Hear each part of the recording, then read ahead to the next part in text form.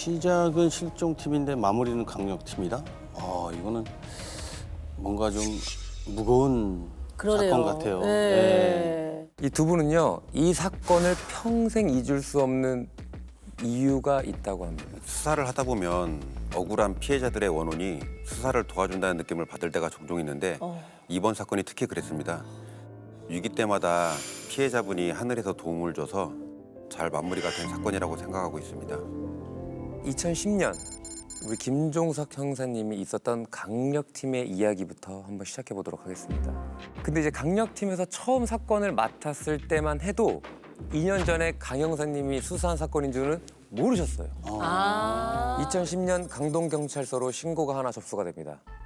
신고자는요, 포크레인 기사님이었습니다. 포크레인? 여보세요? 예, 여기 지금 공사 중인데요. 지금 시체 항구가 나왔어요. 저 빨리 좀 와주세요. 이 포크레인 땅을 파다가 그렇죠. 뭐 한 야산에서 배수로 공사를 했는데 네. 땅 속에서 백골 사체가 나온 겁니다. 그래서 작업을 멈추고 급히 신고한 상황이었습니다. 근데 처음 신고 내용만 들었을 땐 긴가민가 했습니다. 오래된 야산이라 간혹 공사나 개발 중에 이렇게 백골 시신이 나오는 일이 종종 있기도 하거든요. 맞습니다. 일단 우리 김 형사님도 큰 사건이 아니길 바라는 마음으로 현장에 도착을 했습니다. 그런데 사체를 확인하는 순간 이거 너무나 강력한 사건이구나 하고 직감하셨다고 합니다. 사체가 묻혀있던 모습이 좀 이상했는데 이불로 한 차례 쌓여진 다음 비닐로 한 번 더 쌓인 상태로 땅에서 발견된 겁니다. 네, 결정적으로 이불 위에 전깃줄까지 칭칭 감겨져 어머. 묶여 있었습니다. 자연스러운 형태는 전혀 아니잖아요. 그렇죠. 그래서 무조건 살인 사건이구나 직감한 거죠. 이게 이제 사체의 상태도 그렇지만 또 오래된 시신임을 추정할 수 있는 물건 하나가 현장에 나왔습니다. 바지 주머니에서 1,000원짜리가 나왔는데요. 국권 지폐가 나온 겁니다. 2007년도 뭐 그 즈음에 2007년도 초인가요? 네. 저희가 그 화폐가 딱 한 번씩 다 바뀌었어요. 맞아요. 1,000원권, 만원권이 다 신권으로 지금 우리가 작아지면서. 사용하고 있는 좀 작아지면서. 그 신권이 같이 발행이 됐었거든요. 맞습니다. 그 신권이 나오고 약 1년 정도는 국권과 신권을 혼용해서 썼던 걸 감안했을 때 사체가 나온 건 2010년이니까 묻힌 지 최소 2년 이상은 됐겠다고 추정한 거죠. 그 전 뭐 최소 3년, 4년 이렇게 될 가능성도 있다는 거네요. 그렇죠. 국권만 썼을 때라고 만약에 가정을 한다면. 가정을 한다면 이건 난감하죠. 왜냐하면 사실 이제 백골화됐다라고 하는 것은 DNA 채취가 상당히 어렵다는 얘기거든요. 신원이라도 확인이 되면 빨리 가족들이라도 찾아서 수사가 전개가 될 텐데 그렇죠. 이 시신이 누구인지조차도 모르기 때문에 수사가 굉장히 난항을 겪게 됩니다. 일단 김 형사님과 강력팀 형사님들은요, 혹시 사건과 관련된 작은 단서라도 남아있진 않을지 현장을 꼼꼼히 더 살펴봤습니다. 그런데 얼마 후에 현장이 발칵 뒤집히는 일이 일어납니다. 발견된 사체에서 한쪽 손 부분이 안 보였었거든요. 근데 저희 팀 형사 한 명이 근처 땅속에서 손을 찾은 거예요. 근데 보자마자 거기 있는 사람들이 다 놀라서 다 뒤집어졌죠. 먼저 발견된 사체는 대부분의 형태를 알아볼 수 없을 정도로 부패가 심했는데 추가로 찾은 손 한쪽은 피부 조직까지 그대로 보존돼 있던 겁니다. 이야, 아니 손이 따로 묻혀 있었단 얘기예요? 땅 속에 묻혀 있었던 거야? 뭐 어떻게 된 거예요? 땅 속에 네. 비닐 옆에 같이 있었습니다. 같이 있었는데 손만 또 멀쩡했다? 네. 경우의 수는 네. 있어요. 뭐냐면 네. 그 부패라고 하는 것이 환경이나 토양이나 기후에 따라서 조금씩 차별화는 돼요. 근데 저도 사실 경험해보지 못한 이런 상황입니다. 저희도 과수팀, 부검이도 다 처음 보는 광경이라 깜짝 놀랐던 겁니다. 맞아요. 네. 피부 조직까지 남아있고 손이 아마 실압화되어 있었던 것 같은데요. 네. 공기가 완전히 차단된 곳에서 이제 밀랍 인형처럼 되는 거예요. 시신이 완전히 건조돼서 수분은 빠지고 미이라처럼 이제 그 상태로 아마 보존이 됐던 것 같은데 이런 경우는 특별한 경우가 아니면 사실 저도 한 번도 경험해보지 못한 일입니다. 자, 놀랍게도 그 손에서 지문이 채취가 됐고요. 어머. 곧바로 신원까지 확인이 됐습니다. 40대 여성인 조 씨였습니다. 야 대박이다 진짜. 그러니까 아까 형사님이 얘기하셨잖아요. 피해자가 남긴 결정적인 증거가 도움을 줬다라고 했던 게 바로 이것 때문에 얘기하시는 것 같아요. 맞습니다. 그런데요, 이건 아직 시작에 불과합니다. 앞으로 믿기지 않는 일이 계속해서 일어납니다. 아, 이것도 놀라운데.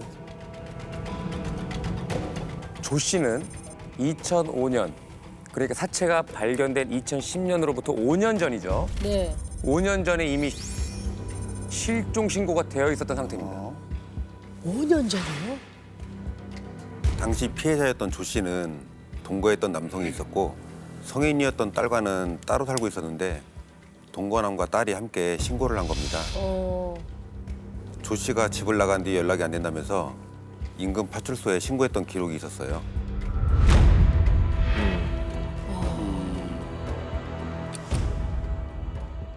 자, 그런데 말이죠. 이 조 씨에 관한 뜻밖의 기록이 하나 더 나옵니다. 2008년, 그러니까 조 씨 사체 발견되기 2년 전, 조 씨의 실종과 관련해서 이미 수사가 한번 진행됐던 기록이 또 있습니다. 제가 근무했던 실종팀에서 2008년에 수사를 진행했던 겁니다. 근데 조 씨가 실종 신고는 2005년이고요. 네. 3년이 지난 2008년에 첫 수사가 진행된 거라는 말씀이에요? 맞습니다. 그러네요, 진짜? 그럼 3년 만에 뭔가 수상한 정황이 발견이 된 건가요? 네, 2000년대 중후반에 유영철, 강호순 같은 강력 사건들이 터지면서 전국적으로 각 경찰서에 실종 전담팀이 신설되었습니다. 그렇죠, 그렇죠. 저도 2008년에 처음 생긴 실종팀에서 근무하게 됐는데 당시 대대적으로 장기 미기과자, 그중에서도 특히 여성 위주로 소재 파악을 하게 된 거죠. 대부분 소재가 확인됐는데 강동 지역에서 딱 조 씨 한 명만 안 되는 겁니다. 신고 후 3년이 지났는데 그동안 생활 반응도 전혀 없고 여전히 행방불명 상태였어요. 이건 뭔가 좀 수상하다. 그래서 수사를 시작하게 된 겁니다. 이때 당시만 해도 실종에 대한 수사를 할 수 있는 시스템이 구축이 안 돼 있을 당시입니다. 한 사람이 지금 생활 반응을 찾자면 카드 사용 내역이라도 전부 확인을 해야 되잖아요. 그렇죠. 그럼 영장을 발부받아야 되는데 이게 실종인지 스스로 가출한 건지 이런 것들을 판단하기가 굉장히 어려웠던 시절이거든요. 단서가 없으니까 특별한 범죄 혐의가 없으면 영장 발부가 잘 안 됐었어요. 그 당시. 안타깝지만 조 씨가 신고됐을 때만 하더라도 실종 신고만 되고 세월만 흘러가지 않았나 이렇게 보여지는 상황이죠. 저희가 수사를 시작했다고 딸을 찾아가니까 너무 고마워하면서 엄마 시신이라도 찾아달라고 애원하더라고요. 딸은 이미 어머니가 돌아가셨을 수도 있다고 생각을 하고 있었습니다. 이거 정말 애가 탑니다. 이거 정말.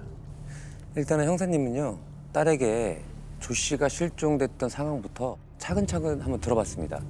근데 이때 뜻밖의 이야기를 듣게 되는데요. 형사님, 저희 엄마랑 같이 살았던 남자 있잖아요. 동고남 아저씨요. 그 사람이 우리 엄마를 어떻게 한 것 같아요. 그러지 않고서야 지금까지 연락도 안 되고 생사조차 모를 수가 있겠냐고요.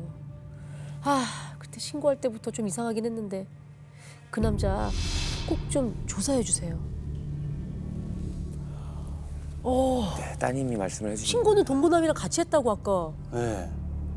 그럼 딸은 동거남을 의심하고 있는 거네요? 신고할 때부터 이상했다? 자, 그러면 지금부터요. 당시 조 씨의 동거남을 유 씨로 부르도록 하겠습니다. 자초지종을 한번 들어보니까 3년 전에, 그러니까 2005년도 어느 날 딸이 엄마 조 씨에게 연락을 했는데 계속 연결이 안 되는 것. 평소 같으면 그냥 바쁜가 보다 하고 넘겼을 텐데 근데 이때가 어버이날을 앞두고 있기도 했고 또 찜찜한 얘기를 하나 들어서 그냥 지나칠 수가 없었다고 해요. 조 씨한테 언니가 한 명 있었어요. 네. 그러니까 딸에겐 이모죠. 이모가 이상한 꿈을 하나 꿨다 하면서 연락이 왔습니다. 야, 이 사건에서 이상한 꿈은... 꿈이요? 꿈속에 조 씨가 웬 냉동창고 같은 데서 갇힌 상태에서 살려달라고 애원을 했다는 거예요. 일어나서 조 씨한테 바로 연락을 했는데 받질 않아서 조카한테 이 전화를 했던 겁니다. 그래서 딸이 곧장 집으로 찾아갔는데 유 씨만 있었습니다. 엄마 어디 갔냐 물었더니 잘 모르겠다. 자기도 연락이 안 된다. 이런 식으로 얘기를 했다는 거예요. 딸은 이상해서 계속 추궁하니까 다시 하는 말이 사실 너희 엄마랑 좀 다퉜는데 며칠 전에 집을 나간 후로 연락이 안 된다. 이렇게 말을 바꿨다는 겁니다. 그래서 딸도 따져 물은 거죠. 그럼 신고라도 해야 될 거 아니냐. 이랬더니 또 신고는 했다고 하더래요. 어머. 그래서 같이 가서 확인해보자 하고 인근 파출소에 갔는데 신고는커녕 아무런 접수가 안 돼 있었던 겁니다.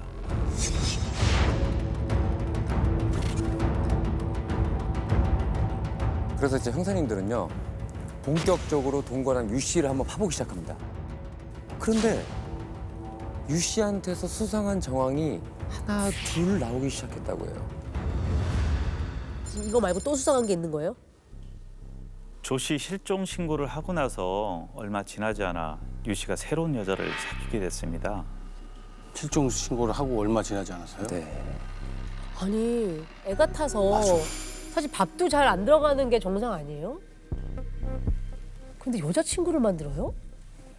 심지어 조 씨와 살던 집에서 그 여자와 같이 지내기도 했고요. 또 집에 지인들도 초대하는 등 너무 태연하게 잘 지낸 거죠.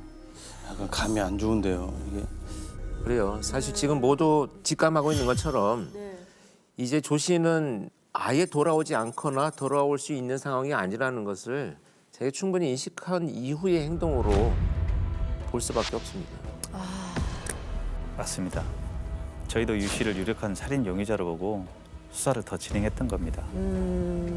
근데 아우 3년이 지났잖아요. 네, 증거 모으기가 쉽지 않았을 텐데요. 그런데 말이죠. 이 강 형사님은요. 탐문 중에 유 씨의 지인으로부터 아주 결정적인 증언을 하나를 확보하게 됩니다. 지인분이 3년 전 유 씨 집에서 술을 한 잔 하게 된 적이 있었는데 그때 집 어디선가 이상한 냄새가 났다는 거예요. 근데 그게 시신이 부패할 때 나는 냄새였다나 이렇게 기억하고 있는 겁니다. 냄새죠. 근데 그거를 사체 냄새라는 걸 확신한다는 게 어렵잖아요. 네. 지인분 가족 중에 사망 후 부검을 했던 경험이 있었는데 아, 당시 맡았던 냄새하고 똑같았다고 기억하는 겁니다. 경험이 있으시구나. 그러면은 그치. 확실하게 기억하겠죠. 네. 그쵸. 절대 잊지 못하겠죠. 네. 그 냄새는. 그럼 집안에 어딘가 조 씨 시신이 있었다는 얘기인가요? 그러니까 이 지인의 증언에 따르면 네. 술 한잔 하는데 어디서 났다고 하니까. 냄새가 났다고 그러니까 그 당시에도 조 씨의 시신이 집에 있었던 있던가? 거예요? 근데 거기에 사람을 불러서 술을 먹어? 그리고 다른 새로운 여자친구하고 같이 동거를 하고? 야, 이것도 좀 이해가 안 되는데. 그렇죠. 근데 아쉽게도요. 이 지인분의 기억은 딱 여기까지였습니다. 네. 왜냐면 이미 3년이나 지난 상황이고요. 방금 얘기한 내용 이외에는 더 이상의 구체적인 또 기억은 하지 못하셨다고 하더라고요. 그래서 고민 끝에 우리 강 형사님은요. 지인분을 설득해서 최면 수사를 하게 됩니다. 아, 3년 전 유 씨의 집에서 술을 한잔 했던 그날로 돌아가서 천천히 기억을 떠올리기 시작했는데요. 여기서 아주 놀라운 이야기가 나오게 됩니다. 현관 옆에 화장실이 하나 있는데 아이스박스가 하나 있었어요. 테이프가 칭칭 감겨 있었어요. 노란색 테이프요. 아, 이거 맞아요. 여기서 냄새가 났어요. 만약에 조 씨 시신이 안에 있다면 그 조 씨의 언니가 꿈꾼 게 맞죠? 저도 처음에 이 얘기를 듣는데 솔직히 소름이 좀 돋더라고요. 그렇죠. 3년 전 당시 그러니까 조 씨가 실종됐던 쯤에 유 씨가 실제로 만두랑 찐빵 이런 냉동식품을 판매를 했었습니다. 식품을 보관하던 냉동 창고도 있었고요. 어머, 처음 꿈 얘기 들었을 때만 해도 이걸 크게 연관지어 생각하지 않았는데 아이스박스까지 나오니까 아, 그 꿈이 진짜 뭔가를 말해주고 있는 건가 이런 생각도 들었습니다. 그 아이스박스의 존재를 알고 있는 사람이 한 명 더 있었습니다. 유 씨가 자주 가던 호프집 사장님이었는데요. 비슷한 시기에 유 씨가 찾아와서 곧 이사를 가는데 짐을 좀 둘 데가 없다. 아이스박스 하나 호프집 건물 옆에 좀 공간에 두겠다. 이런 말을 했다는 거예요.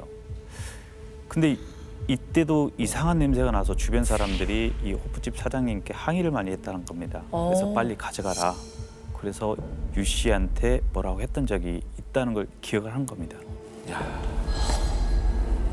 이 밖에도 다각도의 수사 끝에 실종팀 형사님들은요, 유 씨를 조 씨 실종에 관한 유력 용의자로 긴급 체포를 했습니다. 이때 수사가 종결되지 않았다는 얘기는 그쵸, 다시 넘어서 강력 사건으로 마무리가 된 거니까. 사실 방금 말씀드린 것 외에 정말 많은 수사를 했는데 모든 정황이 유 씨를 향해 있었거든요. 당시 유 씨가 도박에 심하게 빠져 있었는데 이걸로 조 씨랑 다투는 걸 목격한 사람도 굉장히 많았습니다. 심지어 조 씨 돈으로 도박을 하기도 했고요. 아휴. 사체까지 찾아내기엔 현실적으로 불가능했고 그래도 수사한 증거들이 있으니까 이걸로 밀어붙이면 범행을 실토할 거라 예상했는데 결국 끝까지 조 씨 실종과 본인은 상관이 없다 이렇게 부인했습니다. 조 씨가 그때 싸우고 집을 나간 게 그냥 헤어진 걸로 생각하고 본인은 그냥 살았다고 하면서 난 모른다, 전혀 모른다는 식으로 발뺌을 한 거죠. 그럼에도 아이스박스가 있잖아요. 예. 아이스박스에 대해서는 어떻게 얘기해요? 자기가 그때 술빵을 좀 팔아보려고 발효시킨 막걸리를 아이스박스 안에 두고 보관했었는데 그때 도박장에 다니느라 관리가 좀 소홀해서 냄새가 많이 났다. 하지만 시신은 절대 아니라고 얘기하더라고요. 이거 참 말도 안 되는 소리죠. 시신에 부패되는 냄새하고 막걸리 냄새는 전혀 다른데 네. 이 진술이 약간의 의심이 들 수 있는 부분이 있어요. 그게 뭐냐면 막걸리 냄새가 났다라고 표현하는 건 네. 이미 시신의 냄새를 자기가 알고 있기 때문에 가장 유사한 냄새로 변명을 하는 것처럼 보여지는 그런 진술입니다. 뭐라고 둘러대도 말도 안 되는 소리에 음식물 쓰레기 뭐 이런 것들을 얘기할 텐데 그 막걸리 냄새를 얘기한다라는 건 머릿속의 맥락이 어딘가에 시신과 비슷한 냄새를 꺼낸다고 꺼내기 아마 그런 변명인 것 같아요. 그러니까 시나리오를 어설프게 짜놓은 네, 거죠. 그렇죠? 이때 딸까지 유 씨를 만나서 저 엄마 제사라도 지낼 수 있게 날짜라도 좀 알려주세요. 꼭 자수 좀 해주세요. 라고 부탁을 했는데 눈 하나 꼼짝 안 했다고 합니다. 진짜 나쁘다. 그러니까 시간이 지났으니까 절대 잡히지 않을 거라고 네. 확신을 한 것 맞아요. 같아요. 네. 나쁜 놈이죠. 그러면 48시간 안에 자백을 받든 결정적인 증거인 사체를 찾든 해야 하는 거잖아요. 맞습니다. 유 씨는 석방이 됐고요. 형사님들한테 오히려 추가 조사 필요하면 뭐 언제든지 부르세요. 제가 협조하겠습니다. 이런 협조적인 태도를 보이더니 나중에는 아니 제가 꼭 그 조사에 응할 필요 없잖아요. 어머. 그리고 또 그 이후로는요. 연락도 아예 안 받았다고 합니다. 화도 나고 원통했습니다. 사실 저희도 유 씨를 체포하기 전에 조 씨 사체가 나왔던 산을 한번 수색을 했거든요. 유 씨의 일터 바로 100m 앞에 그 야산이 있었어요.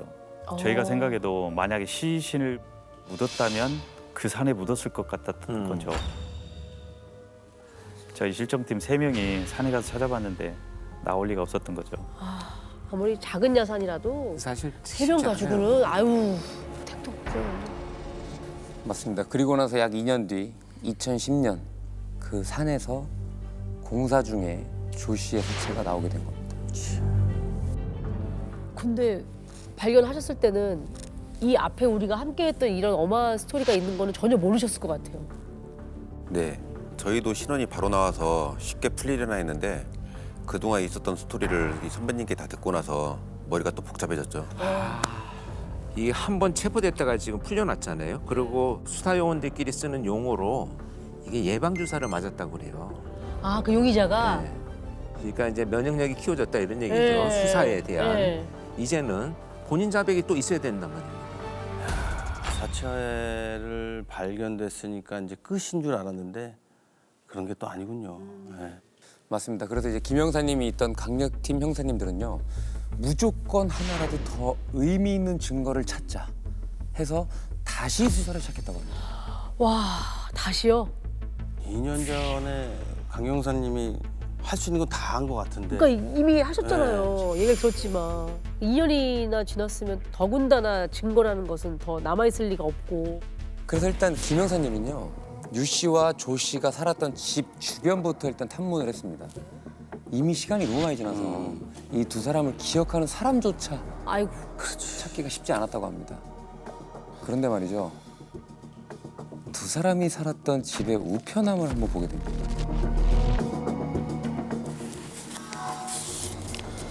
바로 이겁니다. 수신인 조땡땡. 조씨 앞으로 온 거예요? 유 씨가 아니라 조 씨 앞으로. 근데 이미 살지도 않는 집에 이게 왜 왔을까? 신용정보. 신용정보. 돈 아니겠습니까? 돈 문제가 네, 뭔가 돈 문제지. 얽혀 있는 거네요? 보시는 것처럼 조 씨 앞으로 최근에 온 듯한 우편물이 하나 있었습니다.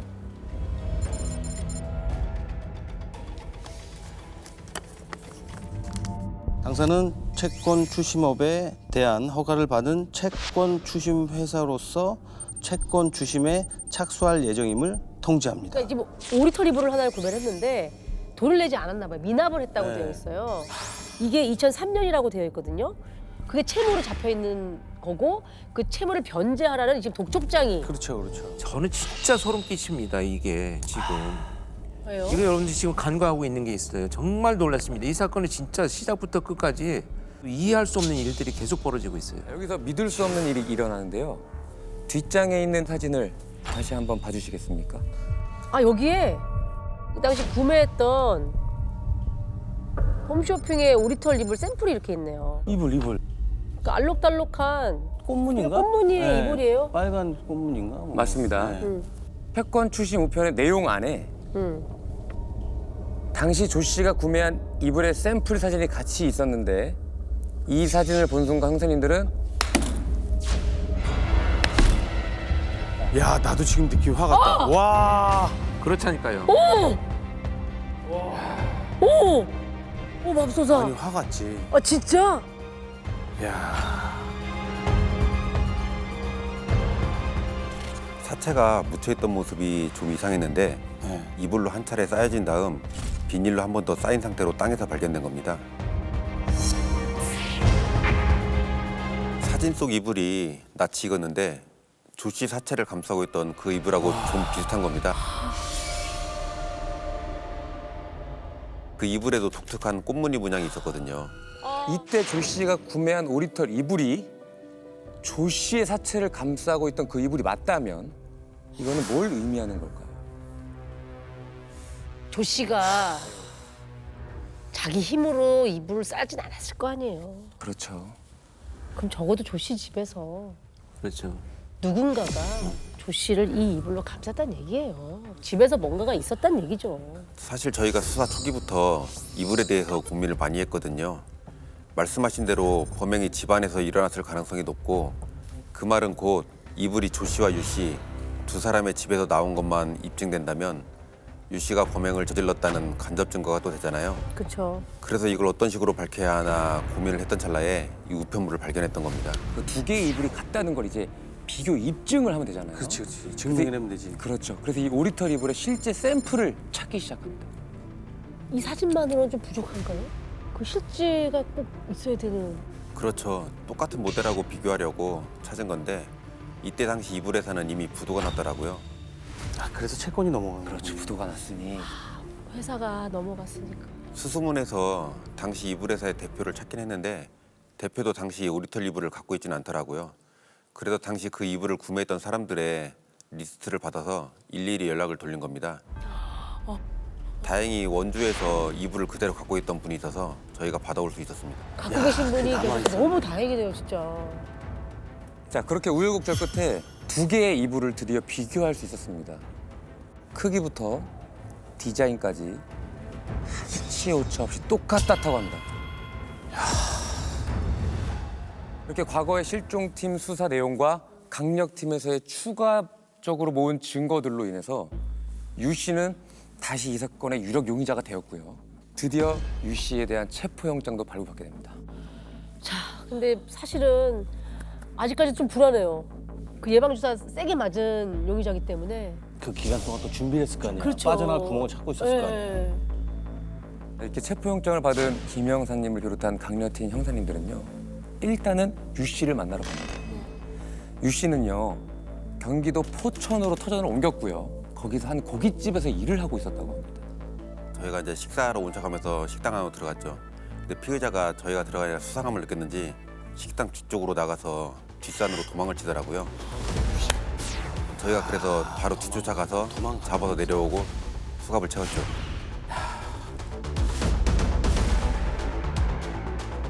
그렇게 떳떳하다고 했던 사람이 왜 도망을 가? 이게 자백이니 이 자체가 자백이네요. 끝까지 발뺌하겠다고 맞아요. 마음 먹으면 네. 또 어떨지 몰라서 수갑을 채웠을 때 유 씨 반응은 어땠어요? 자기는 조사받고 다 끝났는데 왜 또 체포하는 거냐고 하면서 이거 보면서 이거 자백을 받을 수 있을까 하면서 또 머리가 또 아프기 시작하더라고요. 그래서 이대로 안 되겠다 싶었던 우리 형사님들은요. 작전을 세우기 시작합니다.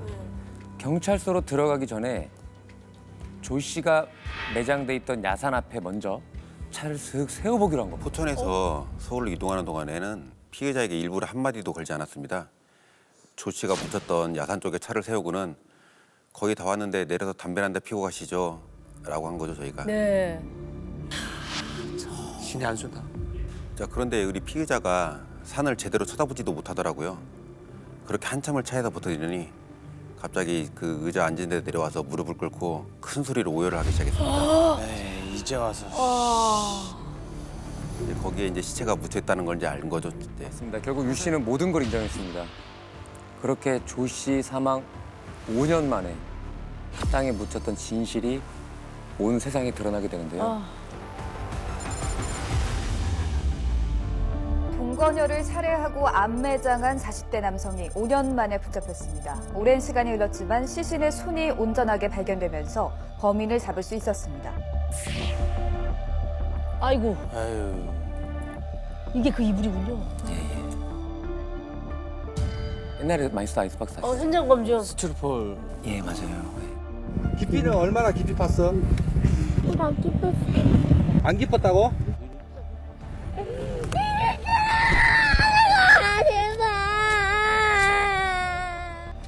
왜 저래? 죽고 싶어요. 저 눈물이 진짜 악어의 눈물. 진짜. 야, 죽여놓고서 다른 여자랑 조 씨랑 같이 살던 그럼. 집에서 같이 생활하고 네. 친구들 불러서 같이 생활해놓고서 무슨 말도 안 되는 무슨 소리하고 진짜 말도 안 앉아있어. 되는. 너무 미안합니다가 나와야지. 자기 신세를 한탄하는 모습이라고 저는 생각할 수밖에 없어요. 아니 대체 왜 그런 거나 이유가 전 너무 뭐예요? 궁금합니다. 당시 유 씨가 도박벽이 좀 심해서 조 씨랑 많이 다퉜다고 하더라고요. 그날도 조 씨가 잔소리를 좀 했는데 홧김에 밥솥 밑에 받치는 벽돌로 머리를 내려치고 목을 졸라 살해했다고 진술했습니다. 아까 현장 검증에 아이스박스 들고 올라가는 것도 있더라고요. 진짜로 아이스박스에 보관했던 거예요? 네, 그 아이스박스에 두고 한참을 처리하지 못했던 것 같습니다. 그러다 냄새가 심해지니까 그 아이스박스 채로 옮겨서 산에 묻은 건데 알고 보니까 그 산이 유 씨의 선산이었습니다. 사람이 잘 지나다니지 않는다는 걸 알고 그곳에 처리를 했던 겁니다. 유 씨는 살인, 사체 은닉죄로 13년형을 받습니다.